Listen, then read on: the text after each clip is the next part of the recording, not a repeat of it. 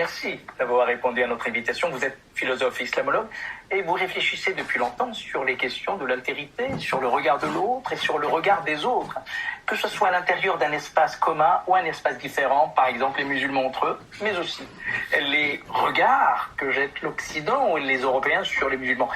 Mais avant de venir au fond de cette question, dites-nous, comment vous évaluez d'abord, qu'est-ce que vous pensez de cette altérité qui est le propre d'une société sécularisée moderne où l'individu est aussi sujet de voix, d'être vu, mais aussi d'être regardé et jugé? Je pense, avant de commencer, j'aimerais définir ce que signifie le terme l'autre. Et je dirais l'autre, c'est celui qui n'est pas moi et que je ne suis pas. C'est la définition de Jean-Paul Sartre du terme autrui. Il y a évidemment une différence entre l'autre et autrui. Autrui désigne nécessairement un être humain, donc une personne, alors que l'autre peut désigner une personne, mais aussi une chose, un animal ou même un dieu. Donc l'autre, c'est celui qu'on ne conçoit que par rapport à soi-même. Donc l'autre n'existe que parce que nous existons. Parce que c'est une catégorie? Le concept lui-même de l'autre, on parle de l'autre que par rapport à soi-même. Il y a l'autre parce que je suis là. Donc, et l'autre, c'est la personne avec qui nous vivons. Donc l'autre fait partie de notre vie. C'est lui qui nous accueille quand nous arrivons dans ce monde. C'est lui qui nous apprend le langage, il nous apprend la technique, il nous apprend les règles du bon comportement en société. L'autre aussi, le regard, puisque la question concerne le regard de l'autre posé sur nous-mêmes nous permet de prendre conscience que nous existons. Imaginez que vous êtes dans cette vie où personne ne vous regarde. Vous allez vous poser la question si vous existez réellement. Il y a aussi le fait que la mort de l'autre nous permet aussi d'avoir conscience. Donc cette prise de conscience que nous sommes mortels. Donc nous vivons avec l'autre et l'autre est essentiel. L'existence de l'autre est essentielle dans notre existence. Maintenant, le regard de l'autre. Le regard de l'autre peut être un regard très agréable, un regard qui nous donne du plaisir, un regard qui nous permet de nous exprimer, d'exprimer nos bons sentiments. Mais aussi, le regard de l'autre peut être un regard qui provoque de la douleur, qui provoque des relations compliquées, quand ce regard est un regard qui ne respecte pas peut-être certaines limites par rapport à notre vie privée, mais aussi quand c'est un regard qui nous juge constamment. D'ailleurs, quand on est avec une personne et on sait que cette personne ne va pas nous juger, parce que peut-être elle ne connaît pas, peut-être on va discuter avec elle pendant un voyage d'une heure ou de 2 heures, et puis on sait que cette personne ne nous connaît pas, on devient plus nous-mêmes, on est plus dans une relation plus sereine, plus belle, si je peux dire, alors que lorsqu'on est devant un regard qui nous juge constamment, eh bien, évidemment, on devient plus stressé, on a peur du regard de l'autre et de son jugement, notamment dans les sociétés où notre réputation dépend du jugement de l'autre. Alors, précisément, toutes vos réflexions, vos lectures, vos analyses, vos livres, vous développez l'idée selon laquelle le regard de l'autre n'est pas forcément le regard de l'étranger sur moi. Ça peut être même le regard de l'autre qui est moi-même. Et vous donnez l'exemple dans les sociétés que vous avez connues, notamment vous avez vécu dans votre pays d'origine, l'Algérie, où vous constatez qu'il y a un regard assez méfiant de l'un sur l'autre. Comment vous expliquez précisément ce regard à l'intérieur même de l'espace musulman des uns sur les autres?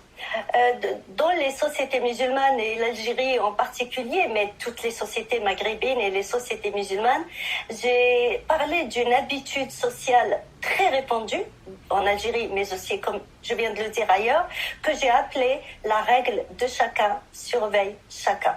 Donc c'est dans un de mes ouvrages, j'ai parlé de cette règle où les individus sont là à se surveiller mutuellement. Et cette règle, justement, en l'analysant, je suis arrivée à aborder le principe islamique d'ordonner le convenable et d'énoncer le blâmable. C'est un principe qui est évoqué dans plusieurs versets coraniques, mais évidemment, il est évoqué 3 fois dans la sourate 3, la sourate de la famille d'Imran, versets 104, 110, 114, et le 110 par exemple, qui dit que vous êtes la meilleure communauté qu'on ait fait surgir parmi les humains, vous ordonnez le convenable et vous dénoncez le blâmable. Le convenable, c'est ce qui est jugé comme bien, et le blâmable est ce qui est jugé comme mal. Mais les critères du bien et du mal sont la religion musulmane. Selon les religieux, les commentateurs, les juristes musulmans, pour eux, le bien, c'est ce que la religion musulmane ordonne, et le mal est ce que la religion musulmane interdit. Et vous dites d'ailleurs que le verset « Dieu voulait que l'on puisse se limiter justement à, de blâmer le mal et de recommander le bien », et vous dites que les hommes en ont fait tout à fait une autre lecture. Laquelle ? Je dis que dans le Coran, il n'est pas très clair, ces versets qui parlent de ce principe ne précisent pas clairement on va l'orienter vers qui et comment l'appliquer. Donc les musulmans se réfèrent finalement à un hadith du prophète qui dit celui qui voit le mal, qu'il le change. Avec sa main, s'il ne peut pas, avec sa langue, s'il ne peut pas, avec son cœur, et c'est le degré le plus faible de la foi. Car les versets coraniques, si je reviens au verset que je viens de citer, quand il dit vous êtes la meilleure communauté et vous dénoncez, vous ordonnez le bien et vous dénoncez le mal. Personnellement, je me dis, la meilleure communauté est une communauté où le mal n'existe pas. Donc ce principe n'a pas lieu d'exister dans une communauté qui est la meilleure des communautés. Et la question que je me pose, est-ce que cette règle d'ordonner le bien et dénoncer le mal est orientée vers les musulmans? Dans ce cas, ils ne sont pas la meilleure communauté, étant donné qu'il y a ceux qui commettent le mal. Ou est-ce que ce principe est orienté vers les non-musulmans? Là aussi, ça me pose problème, car les non-musulmans ne sont pas obligés de suivre les règles de l'islam. Donc, dans les deux cas, au fait, ce verset n'est pas très clair comment pratiquer ce principe. C'est pour cela que les musulmans se réfèrent plutôt au hadith. Par contre, le hadith est beaucoup plus clair, car il dit celui qui voit le mal. Et voir, le verbe voir renvoie à l'œil, et l'œil nous projette vers le monde extérieur, donc vers l'autre. Je vous vois, vous. Donc on voit l'autre. Et il dit aux musulmans comment l'appliquer avec la main, intervenir avec la main, s'il ne peut pas avec la langue, donc la parole, s'il ne peut pas avec le cœur. Et là, on voit que le musulman, non seulement il surveille l'autre pour voir s'il a commis le mal ou pas, il le juge, mais aussi il intervient. Et c'est là que le problème se pose. Pourquoi je dis que le problème se pose? Car les commentateurs, les juristes n'ont pas tracé de limite de la pratique de ce principe, le champ de la pratique de ce principe. C'est un principe qu'il rappelle constamment. Il suffit d'écouter un discours religieux pour qu'ils disent les musulmans, vous ordonnez le bien et vous dénoncez le blâmable. Mais ils ne disent jamais quelles sont les limites, le champ de la pratique de ce principe. Autrement dit, je déduis qu'il faut dénoncer le mal là où il existe, y compris dans la vie privée de l'autre. Donc, l'individu surveille l'autre, là, étant donné qu'on parle de l'autre, il surveille l'autre, il juge son comportement et il peut même intervenir même au sein de sa vie privée et de son intimité. Alors, il y a le verset, le souffle divin. Mohamed Harkoun, dans ses travaux, notamment lecture du Coran au pluriel, disait ou écrivait ceci, c'est que le souffle divin a été capté par l'homme qui l'a interprété. Est-ce que ce n'est pas aussi une façon de dire, les hommes, ils ont interprété à leur guise une prescription coranique avec laquelle ils ont pris quelques libertés? C'est ce qui explique le fait qu'ils n'ont pas tracé, comme vous l'avez dit à l'instant, cette circonférence, cette glissière de sécurité pour ne pas déborder le sens coranique. Est-ce que finalement, ce ne sont pas les hommes qui sont responsables de cela? Peut-être avant de répondre à votre question, je continue un petit peu avec ce verset. Parce que les juristes ont posé quand même une question qui me semble importante à connaître, et la suivante. Si chaque musulman et chaque musulmane a le devoir de veiller au bon fonctionnement de la communauté. Donc chaque musulman, chaque musulmane a le devoir de surveiller le comportement de l'autre, car il est responsable de la moralité et de l'immoralité de l'autre. La question qui se pose, ou que les juristes se sont posés, quelle est la responsabilité de l'individu qui n'a pas été au courant d'un mal qui a été commis? Est-il responsable de ce mal, le mal de son voisin par exemple, et qui a commis le mal mais en cachette, en dissimulant son mal? Eh bien les juristes ont dit non, il n'est pas responsable d'un mal qu'il n'a pas vu. Celui qui voit le mal. Donc il y a cette condition de voir. Si quelqu'un commet un mal en tirant bien les rideaux de ses fenêtres et en commettant ce mal chez lui d'une manière très très dissimulée, eh bien son voisin n'est pas juridiquement responsable de ce mal. Et là, la question que je me pose, dans ce cas, la seule façon, ou je vais le formuler comme question, donc peut-on dire que la seule façon de se protéger du regard de l'autre et de se protéger du jugement de l'autre, et peut-être même de son intervention, est-ce la seule façon de se cacher et de dissimuler son acte?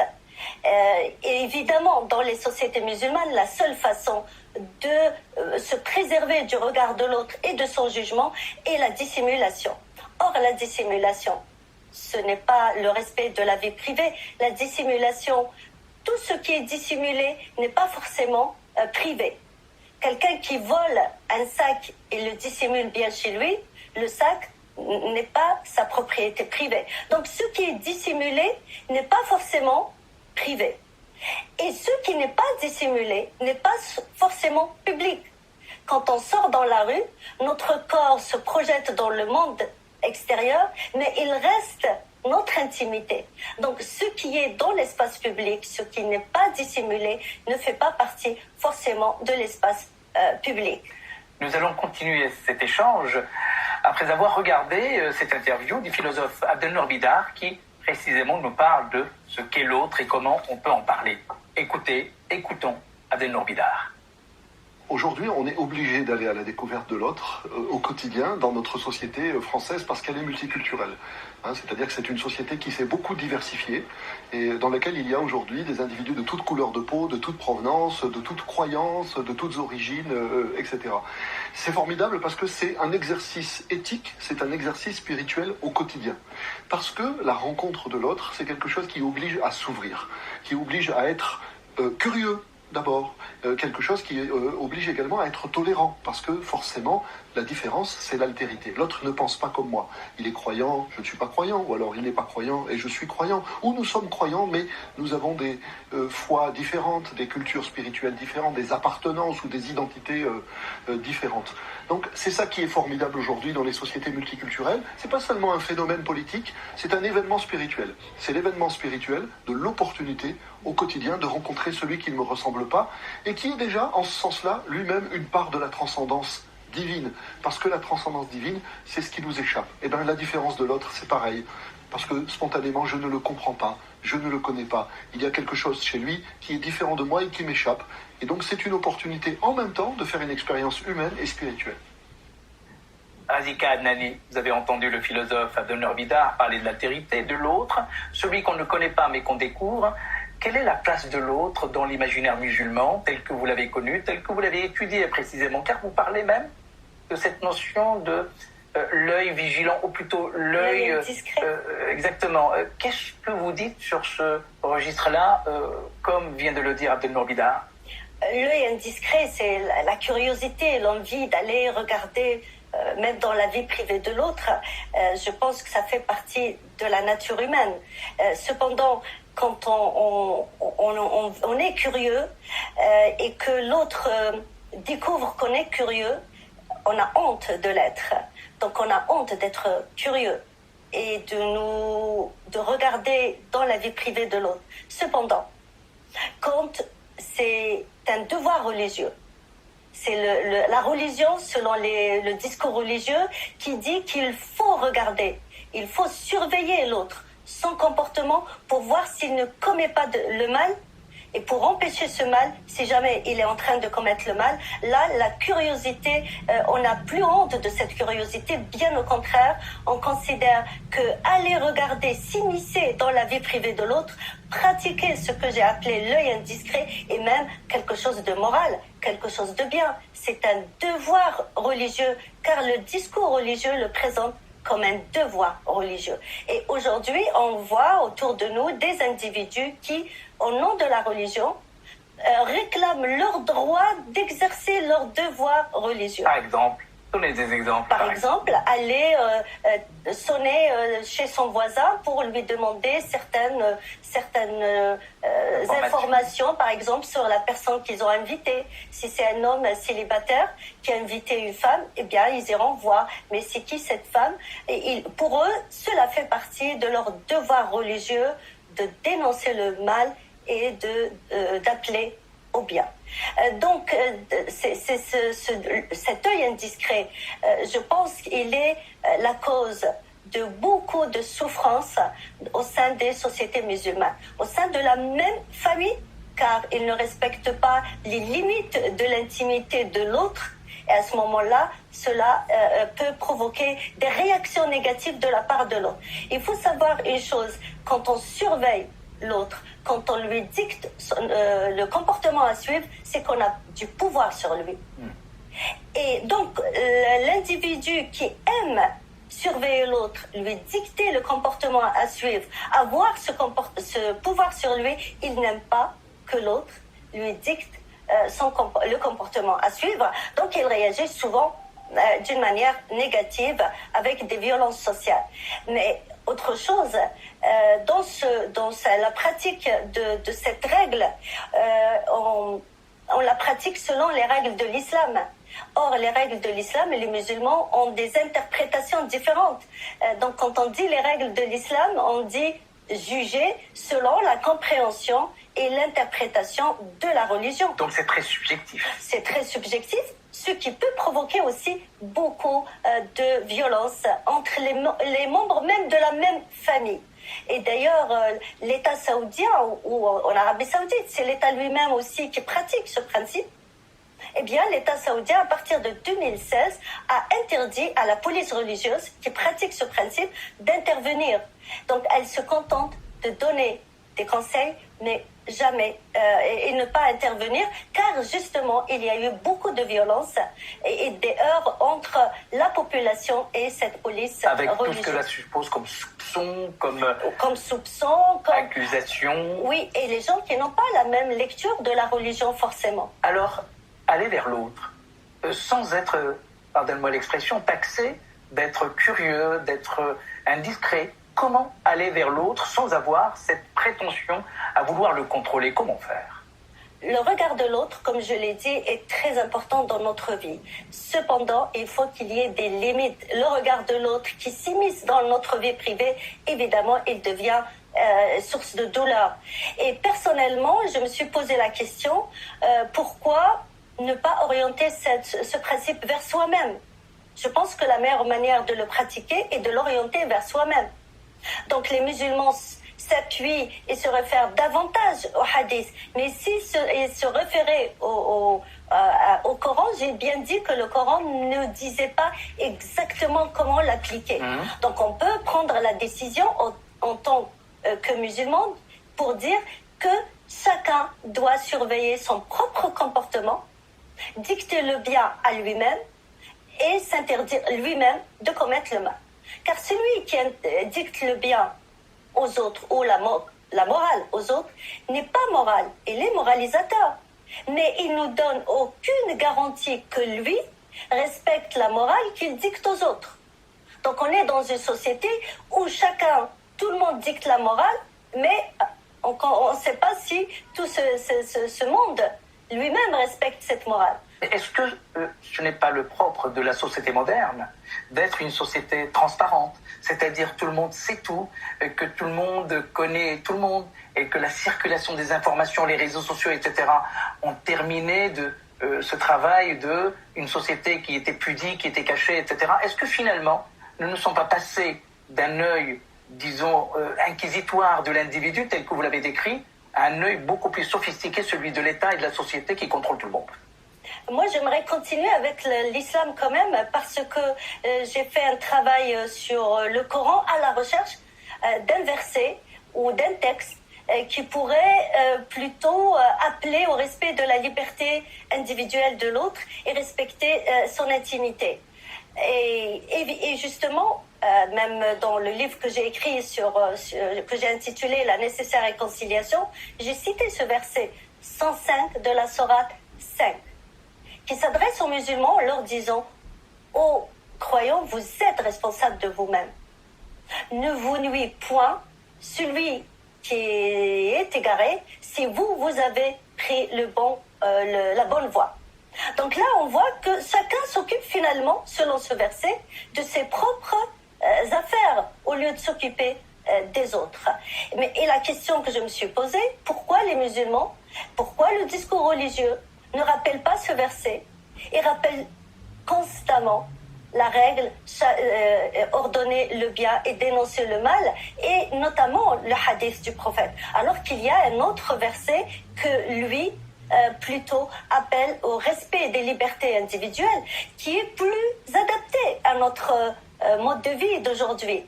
Eh bien, évidemment, la réponse est la suivante, car les musulmans ne mettent pas en pratique tous les versets, les recommandations des versets coraniques. Et les musulmans ont fait des choix dès la période du prophète déjà. Donc certains versets, certaines recommandations ont été retenues, d'autres négligées, consciemment ou inconsciemment. Et ce verset-là, 105 de la sourate 5, la table servie, fait partie de ceux qui ont été négligés par les musulmans. C'est ce que dit d'ailleurs Suyuti dans son livre Le perfectionnement des sciences coraniques. Il dit ce verset a été abrogé par la règle ordonner le bien et dénoncer le mal. D'ailleurs, moi, dans mon travail, puisque je travaille sur la réforme de l'islam, une réforme qui est orientée vers l'avenir et non pas celle qui est tournée vers le passé, une réforme qui a comme objectif de construire à partir des mêmes textes coraniques, un islam plus adapté à cette époque, l'époque actuelle. Et là, je me dis, pourquoi ne pas refaire le travail et mettre en avant ce verset 105 de la sourate 5 qui appelle au respect des libertés individuelles des autres et négliger les autres recommandations qui vont à l'encontre de ce verset. On doit dire aussi que le contrôle de tout le monde par tout le monde, ce regard méfiant, un peu inquisiteur, c'est aussi quelque chose qui aujourd'hui se mondialise. Les réseaux sociaux, c'est une autre manière d'être attentif, d'être curieux, voire même parler au nom des autres. Est-ce que ce n'est pas le propre d'une société qui aujourd'hui déborde et jette pratiquement tout le monde, je dirais, sur la voie d'être contrôlé? Est-ce que ce n'est pas un mal de civilisation finalement et pas seulement quelque chose qui appartient aux musulmans? J'ai dit tout à l'heure que cela faisait partie de la nature humaine, le désir de regarder l'autre, de le contrôler. Contrôler l'autre, c'est avoir le pouvoir sur lui. Donc le désir d'avoir le pouvoir sur l'autre est naturel chez l'être humain. Mais comment on le contrôle, ce désir d'avoir du pouvoir sur l'autre? On le contrôle avec des valeurs d'humanisme, les valeurs de modernité, le respect de la liberté d'autrui, l'égalité. Ce sont toutes ces valeurs que l'être humain a mis en place après une longue période de réflexion pour qu'il puisse les mettre en place et les accepter, qui a fait que l'être humain a pu évoluer vers une société peut-être plus moderne. Il est temps, en fait, de regarder de plus près toute cette technologie pour mettre des lois qui nous permettent d'avoir de la technologie sans perdre nos valeurs. Eh bien, le poète Rimbaud, je pense que vous partagez cet avis quand il disait « l'autre est un jeu ». Et précisément, l'autre est un jeu, c'est un peu le sens de la réception qu'a accordé le pape François au recteur de la grande mosquée de Paris, Shamseddin Hafid, il y a quelques jours. C'est un événement considérable qui consacre justement la reconnaissance de l'un vis-à-vis de l'autre et l'autre vis-à-vis de l'un. C'était un bel événement dont il fallait donc à la fois informer et saluer justement ce geste. On ne peut pas terminer cette émission sur l'autre sans évoquer tout simplement la douceur de la poésie. Écoutez avec nous Louise Anadour, dont nous allons savourer le poème que voici. Voyager ne veut pas dire une maison désertée pendant que tu arpentes la terre ça et là. Voyager, cela veut dire que tu es vivant, nourri de la vie, et qu'une fois arrivé dans des pays où tu peux exister, si tu n'as su trouver chemin vers ce que tu fais toi, tu émigres. Voyager, c'est renaître à chaque instant où tu subis l'injustice des hommes et comprends à chaque épreuve que tu seras continuellement un voyageur. Ce n'est pas la vérité des lieux qui te prédispose au voyage, mais toi, à quoi te sert-il de te confiner dans ta pensée sans la moindre évasion, sans hisser les voiles d'un voyage vers l'autre? À quoi te sert de voyager si tu ne t'empresses pas d'abord de percer les miroirs de ta propre personne quand tu fais route vers l'une des rives qui composent les miroirs de l'autre? C'est avec ce beau poème de Louise Anadour que nous terminons cette émission. Merci Razika Adnani Merci à vous. de nous avoir accompagnés. Prochain rendez-vous avec votre émission dimanche prochain. Je vous souhaite une très très belle journée, très bon dimanche. À très bientôt. Au revoir.